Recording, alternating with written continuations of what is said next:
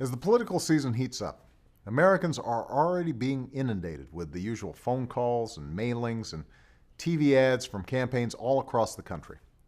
But this summer, they're also seeing a flood of attack ads run by shadowy groups with harmless-sounding names.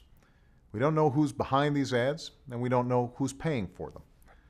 The reason this is happening is because of a decision by the Supreme Court in the Citizens United case, a decision that now allows big corporations to spend unlimited amounts of money to influence our elections. They can buy millions of dollars worth of TV ads, and worst of all, they don't even have to reveal who is actually paying for them. You don't know if it's a foreign-controlled corporation, you don't know if it's BP, you don't know if it's a big insurance company or a Wall Street bank. A group can hide behind a phony name like Citizens for a Better Future, even if a more accurate name would be Corporations for Weaker Oversight. We tried to fix this last month. There was a proposal supported by Democrats and Republicans that would have required corporate political advertisers to reveal who's funding their activities. When special interests take to the airwaves, whoever is running and funding the ad would have to appear in the advertisement and take responsibility for it, like a company's CEO or an organization's biggest contributor. And foreign-controlled corporations and entities would be restricted from spending money to influence American elections, just as they were in the past. You would think that making these reforms would be a matter of common sense. You'd think that reducing corporate and even foreign influence over our elections wouldn't be a partisan issue. But the Republican leaders in Congress said no.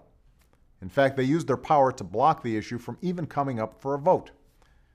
This can only mean that the leaders of the other party want to keep the public in the dark. They don't want you to know which interests are paying for the ads. The only people who don't want to disclose the truth are people with something to hide. Well, we cannot allow the corporate takeover of our democracy. So we're going to continue to fight for reform and transparency. And I urge all of you to take up the same fight. Let's challenge every elected official who benefits from these ads to defend this practice or join us in stopping it. At a time of such challenge for America, we can't afford these political games. Millions of Americans are struggling to get by, and their voices shouldn't be drowned out by millions of dollars in secret special interest advertising. Their voices should be heard. Let's not forget that a century ago, it was a Republican president, Teddy Roosevelt, who first tried to tackle the issue of corporate influence on our elections. He actually called it one of the principal sources of corruption in our political affairs, and he proposed strict limits on corporate influence in elections.